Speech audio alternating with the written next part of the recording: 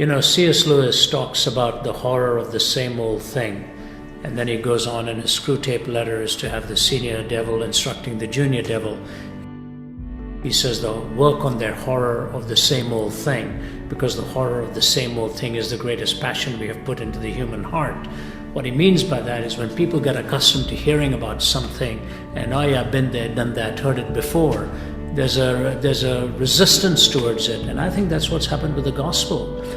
So much of it went into the popular media.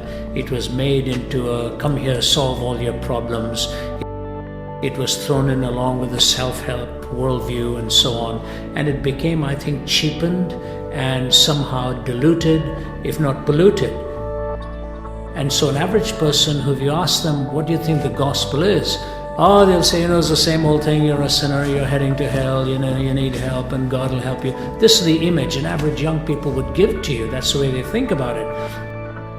But the fact of the matter is the gospel, talking about it literally, means the good news. It was the good news of God. And what is the good news? Every young person knows life is actually completely empty. No matter what you do, no matter how you pursue it, no matter which direction you go, you come away empty-handed. Just recently, I was watching a documentary on the life of Kurt Cobain, who committed suicide at the age of 27. He'd been there, done that, done everything, and his last album he wanted to call I Want to Die. That's precisely what the gospel addresses. It addresses the fact that the human heart in its own pursuit will end up empty and lonely and destitute. And that destitute situation comes from being in a situation where in this body and in your mind, life does not ultimately bring you satisfaction. Why? Because it is violating the very purpose for which God has created you. He's created you and me for the relationship with Himself and for the sacred.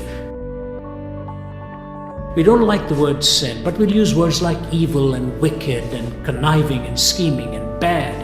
And what it really means in gospel terms is that we're alienated. We're alienated from God. We're separated. It's the same way we see it in the world. There's an alienation, there's a separation, there's an isolation. And when you're separated from God, the good news of the gospel is that in your own effort and by your own good works, you cannot rebuild that bridge. It is God who has reached out to you and to me in the provision of His Son Jesus Christ, who is able to offer forgiveness to you and me and help us to rebuild a life in that sacred relationship with Him. That's the good news. We are lost in and of ourselves. God makes the move to bring us back to Himself. In the relationship that begins with God, it moves out then horizontally and changes the very lens and the worldview from which you view reality. What is reality? You have to answer 4 questions: origin, meaning, morality, and destiny. Where do I come from?